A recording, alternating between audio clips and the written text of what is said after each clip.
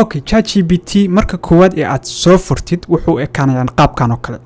shaashad noocan oo kale ayaa ku soo baxay hadaa isticmaalsid laptop ama computer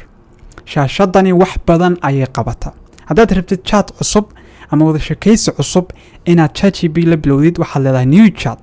aniga hadda waxba ii soo saarmay sababta ah already waxaan ku jiray new chat baan ku jiray hadaan rabo inaan wada sheekaysiga aan ChatGPT la yeeshay iska qariyo sidebarkan halkan ayaan ku dhufanayaa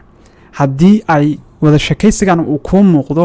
oo aad calaamadaas ku dhufatid wuu xiraya haddii aad isla calaamadii ku dhufatid wuu ku soo furaya haddii rabtid inaad mantaqana space kaagan aadan wax badan aysan yani ku mashquulin waxaad samaynaysaa calaamadan ayaa iska xiraysa halkan ChatGPT hadda ku dhufatid waxa ku soo baxaya saddexdan qaybood aniga hadda ChatGPT ga aan isticmaalayo waa midka free ga ah waxa jira mid lacag lagu bixiyo hadaad lacag ku bixinaysid upgrade baad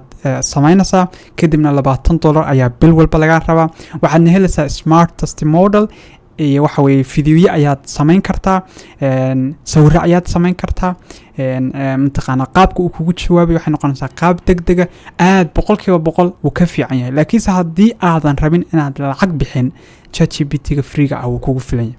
haddaad rabtid marka ChatGPT inta badan wada sheekaysiga dadka dhexmara waxay u isticmaalaan inay ku tababaraan ChatGPT-yada ay soo saari doonaan hadda ChatGPT-yadan lagu leeyahay waa professional ama smartest waxyaalaha ugu badan ee lagu train gareeyay ama lagu tababaray waxaa ka mid ah wada sheekaysiga ay dadku la yeesheen marka haddaad rabtid yani hadallada waxa ina dhexmara ChatGPT inaan loo isticmaalin lagu train gareeyo ChatGPT waxaad samaynaysaa waxaad leedahay temporary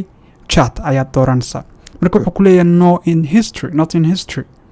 okay no model training macnaha training looma isticmaalayo marka waxaan leeyahay continue marka wada sheekaysigan wuxuu leeyahay this chat won't appear in history halkan kama muuqan doonto chatkan wada sheekaysigan had kadib la sameeyo ChatGPT halkan ka muuqan mayso sidoo kale loo isticmaali maayo ChatGPT-yada in lagu train gareeyo marka wuxuu leeyahay si arrimo amni dartood we may keep a copy of this chat for up to 30 days macnaha arrimo amni dartood baa waxa laga yaabaa inaan wada sheekaysigaaga u sii hayno muddo 30 bari ah halkaana ogaanaysaa inaad temporary ku jidid iyo in kale marka temporary chatka haddaad rabtid inaad ka baxdid waxaad samaynaysaa isla ChatGPT ayaad ku laabanaysaa kadibna waxaad leedahay close marka wada sheekaysigayga hadda moodalada soo socdana waa lagu train garaynayaa midda kale halkan qaybtan chatka ah ayay ka soo muuqanaysaa hadhow markii aan wada sheekaysi la sameeyo okay halkan haddaad eegtid sidoo kale wuxuu ku tusayaa balaanka aan isticmaalayo wuxuu ku leeyahay upgrade your plan marka waxaa jira laba balaan baa jira balaankan waa midka freega oo qof walba isticmaala bishii 0 ayaa ka baxaysa kaliya email ba u baahan tahay qaabka loogu mataqana konto looga samaystana muuqaal hore ayaan uga hadlay halkan wuxuu ku leeyahay waxaad u helaysaa mataqana early access to new features yani featurada cusub waxyaalaha cusub ee lagu soo kordhiyay ChatGPT